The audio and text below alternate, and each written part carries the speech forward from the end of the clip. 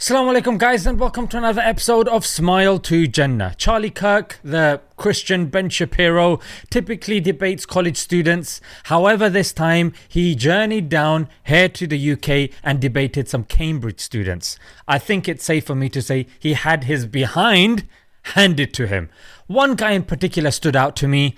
It was this dude that we're gonna react to, and Charlie, he was just too much for Charlie.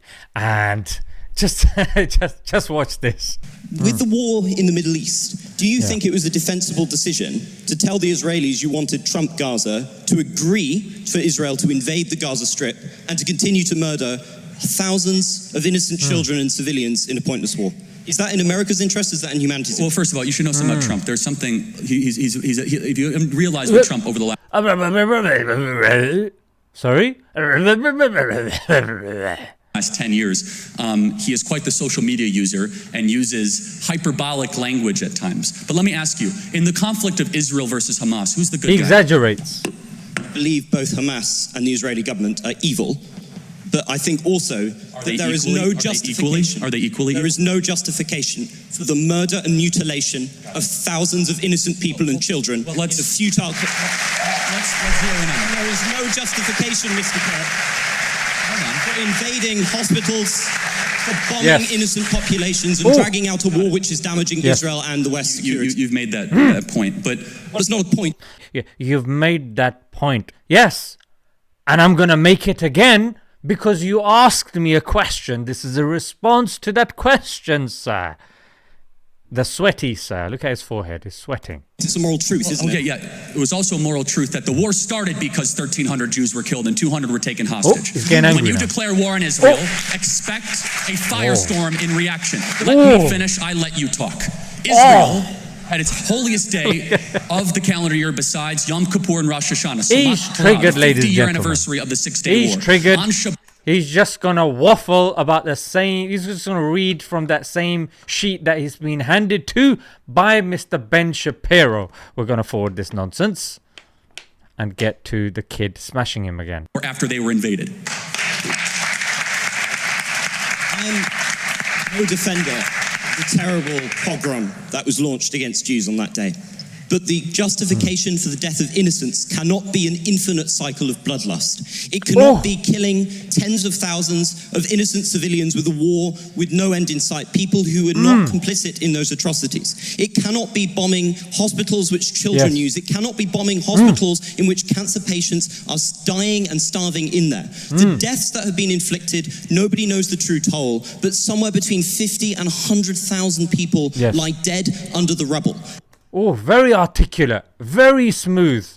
Got his points across very well. Well done. Kudos, mate. And what is left for Gaza except for to continue to suffer under Hamas? Because it turns out Netanyahu's political strategy has not worked. It has entrenched Hamas within the territories. To be a Christian, I would have thought, Mr. Kirk, would never have involved suggesting that the price for an atrocity must be an infinite cycle of bloodlust, that innocent people and the young population must be killed to avenge some kind of providential Christ. How can you call yourself a Christian? Well, you just did. I want to make How can you call yourself a Christian? Oh my God, because he has been defending his faith. He's a Christian. Yeah. And he's defending this guy that I don't even think he's a believer. He's seeing the hypocrisy in this. What happened to turn the other cheek? They're taking the cheeks of little babies and wiping them out. sure we get our moral clarity straight before we proceed. No one likes what's happening in Gaza. No one with a heart or a soul or a mind likes when kids die. But you must understand who started. What about you though? Not no one. We're talking about you standing there. That one. The conflict so that you could end it correctly. And until Hamas brokers an unconditional surrender, of which they are unwilling to do, they could release the hostages and drop their weapons and their lives would be spared. Instead, they are using children of Gaza as cannon fodder, financed by the Iranian mullahs and dragging the entire world into this. They're not using them as cannon fodder. It's Israel that's using them as cannon fodder. And they have, and their ministers have justified on many occasions that children are fair game. In fact, former Israeli lawmaker Moshe Figlin said the enemy is not Hamas. Every child, every baby in Gaza is an enemy. This conflict. So I don't even know what we're debating at this point other than I believe that Israel... Where am I? What am I debating? Seriously, this guy. I don't see why this guy is so famous. I don't see why we're debating. We're debating 50 to 100,000 civilians being wiped out. How are you not getting this? More explosives dropped on Gaza than Hiroshima and Nagasaki. How are you not getting this into your little brain? I believe the facts. Israel was unconditionally attacked on October 7th. There was unconditionally attacked. They've literally colonized a land since 1948. Unconditionally. Have you not picked up a book? Don't you watch documentaries? Like, are you seriously turning up at Cambridge with that level of reading and common sense? Responding in kind. And I would just ask you a very simple moral question. How should Israel have responded? Not with the blanket carpet bombing the city, not with bombing hospitals. Of course, some kind of military operation might have been necessary, but not murder on this scale. There is no justification for what is happening with the enormous death toll that is being produced. I really cannot see how you come here and you have the gall to lecture us on Christian morality and then sit here and justify the murder of thousands of civilians. That's the one, ladies and gentlemen. That's the roast. That's the roast of the entire debate. As a Christian who believes in morality, nay, absolute morality, how can you stand there and lecture us whilst justifying this? Kudos. Is it working, Mr. Kirk? Is Hamas dismantled? I've never said that. You just did. Well, no. This is your whole in thing. war, these are called casualties. This guy's getting decimated. What's his response? Casualties. Of a war. We're going to need to stop bringing this again. to I'm not going to justify every military maneuver of 100,000 person army. Instead, what I will do is I'll be. But you do that for everything else. But over here, he suddenly missed the moral. Oh, the army's just so big. I just can't tell. When it comes to Russia and Ukraine, you're very clear. Clear that there is a good guy and there is a bad guy. I honestly. Isn't that the morality of a child? Well, hold on. It's interesting you say that. The good guy is the bad guy. The end.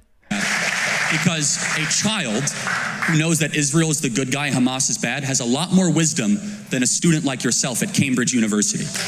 Oh, he's made him very angry. He's made him very angry. It's not Israel versus Hamas, though, is it? It's Israel versus the whole of Palestine. Because 50 to 100,000 casualties are not just of Hamas. We know enough that whether it's Amnesty International, Human Rights Watch, whether it's the countless genocide experts from Israel and outside Israel, they are all saying that this is a clear genocide, not self-defense against Hamas. It's the same old dead talking points, Charlie. We're bored of it. We're bored. Glad that I will not have been somebody who has defended the genocide of the Palestinian people. Oh. And I think you will have to reckon one day that you have reckoned with. Interesting. I want to close on this. So can you tell me what African country is currently ongoing a civil war? Believe it or not, I know about Sudan. Because Okay. I'm an idiot. How about the do you know what this is? Sudan. Next. What Southeast Asian country has an ethnic cleansing going on right now? Myanmar. Good. And you have strong opinions on both sides? You got Sudan, Myanmar. This guy comes ready, mate. Mate, this guy has been cooked so bad. I can smell. This happened, I think, a few weeks ago. I can smell the roasting from here. The roasting is so much, it's not leaving the atmosphere. This guy got cooked bad. I need to see that bit again. Believe it or not, I know about Sudan because Okay, I'm good. not an idiot. How about what Southeast Asian country has an ethnic cleansing going on right now? Myanmar. Good. And you have strong opinions on both sides? Unlike you, I take an effort to be informed about foreign policy and to come to conclusions. You are a culture warrior. I believe when everything is done, Mr. Kirk, people will see you and the people you supported as corrupt, as selling the country out to the lowest bidder, and of doing irreparable damage to a country I'm sure we all deep down love. The difference- We'll have to reckon with that. Difference Mr. Kirk. is when Oh, mic drop. Oh, that was a mic drop moment. Everybody else pretty much shook hands with Kirk. This guy, mic drop moment, ended his career. His career, ladies and gentlemen, is now over. Look at him. Look at him cleaning the froth that was coming from his mouth. Look at him rubbing it on the Cambridge table. That guy got violated. It's game over, ladies and gentlemen. Charlie Kirk is now being absolutely roasted and toasted, ladies and gentlemen. That was glorious to see. And this, ladies and gentlemen, shows us hope for the future. This guy, I didn't even expect him to be that on point. But the fact that he was, kudos. And I hope you guys are watching with your families and this motivates you to read, learn, practice debating, practice this stuff, because now it has become a war of words, especially here in the West. We over here need to at least make sure we can dominate discussions. Ladies and gentlemen, let's leave it down. Till next time, Assalamu alaikum.